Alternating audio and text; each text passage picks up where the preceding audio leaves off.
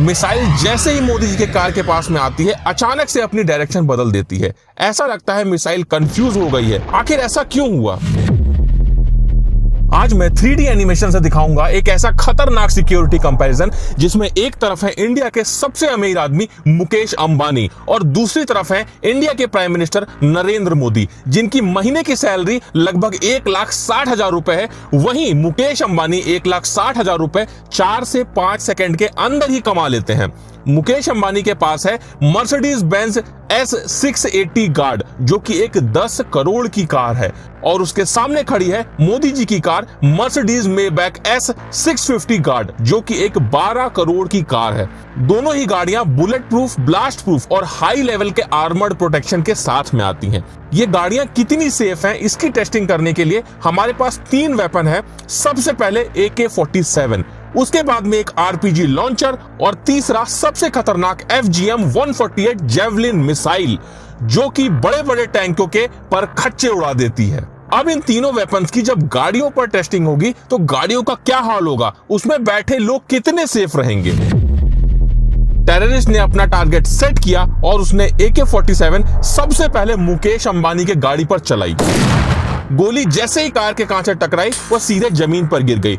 बस एक हल्का सा निशान उसके कांच पर आ गया, क्योंकि मुकेश अंबानी की गाड़ी का ये कांच लगभग 4 इंच मोटा है। और ये तो छोड़ दो, अगर हम इस गाड़ी के डोर को अलग करके देखें तो ये लगभग 5 से 6 इंच मोटा होता है और इसका एक डोर लगभग 250 किलो का होता है, जो कि हाइड्रोलिक सिस्टम से ऑपरेट होता है। एक बटन दबाने पर ऑटोमेटिक ओपन और क्लोज होता है। अब AK-47 तो कार का कुछ नहीं उखाड़ पाई। फिर ये टेररिस्ट गुस्से में आकर RPG लॉन्चर तान देता है। RPG जैसे ही कार से टकराती है बहुत तेज से विस्फोट होता है और जैसा कि आप देख सकते हैं कार में काफी बड़ा डेंट आ जाता है। लेकिन उसके बाद भी कार में बैठे मुकेश अंबानी को सिर्फ जोर की आवाज आती है, उसके अलावा कुछ भी नहीं होता है। वो कार में पूरी तरह से सेफ है, क्योंकि इस गाड़ी में आर्मर प्लेटिंग होती है।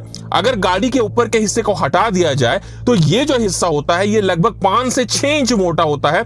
इसमें आर्मर प्लेटिंग होती है जो कि रेनफोर्स्ड स्टील, जो कि हाई क्वालिटी का स्टील होता है, और कंपोजिट मटेरियल जो कि बुलेट प्रूफ जैकेट में इस्तेमाल होता है, इनकी लेयरिंग से बनता है। ये देखने के बाद में टेररिस्ट बिना टाइम वेस्ट किए अपना सबसे खतरनाक वेपन FGM-148 जेवलिन मिसाइल को सीधा मुकेश अंबानी की गाड़ी पे फायर कर देता है। अब इस मिसाइल से कार पे क्या असर पड़ता है ये जानने से पहले तुम एक बात को समझ लो कि FGM-148 जेवलिन मिसाइल एक ऐसा खतरनाक वेपन है जिससे फाइटर टैंक भी पूरी तरह से डिस्ट्रॉय हो जाते हैं। ये मिसाइल जैसे ही मुकेश अंबानी की कार से टकराती है बहुत जोर का विस्फोट होता है और कार बहुत बुरी तरह से डैमेज हो जाती है। लेकिन अब भी मुकेश अंबानी को कुछ नहीं होगा, क्योंकि कार के अंदर के सारे एयर बैग्स ओपन हो जाते हैं, जिससे इस ब्लास्ट का पूरा इंपैक्ट एयर बैग पर होता है। मुकेश अंबानी पूरी तरह से सेफ रहते हैं। तो क्या लगता है मोदी जी की कार पे इन वेपन्स का क्या असर होगा? जैसे ही टेररिस्ट ने AK-47 मोदी जी के कार पर चलाई, कार को कुछ भी नहीं हुआ। RPG लॉन्चर चलाया, तब भी कार को कुछ भी नहीं हुआ। अब टेररिस्ट गुस्से में आकर जेवलिन मिसाइल उठाता है और सीधे मोदी जी की कार पर फायर कर देता है। मिसाइल जैसे ही मोदी जी के कार के पास में आती है अचानक से अपनी डायरेक्शन बदल देती है। ऐसा लगता है मिसाइल कंफ्यूज हो गई है। आखिर ऐसा क्यों हुआ? तो मैं आपको बता दूं, मोदी जी की गाड़ियों के साथ में पूरा SPG कॉन्वॉय चलता है, जिसमें ऐसी भी गाड़ियां होती हैं जिसमें बहुत सारे हैवी जैमर्स लगे होते हैं, और ये जो जैमर्स होते हैं ये मिसाइल के सिग्नल को ब्लॉक कर देते हैं, जिस वजह से मिसाइल अपने टारगेट को हिट करने के बजाय अचानक से अपनी डायरेक्शन बदल देती है, जिससे उसका असली टारगेट मिस हो जाता है और मोदी जी पूरी तरह से सेफ रहते हैं।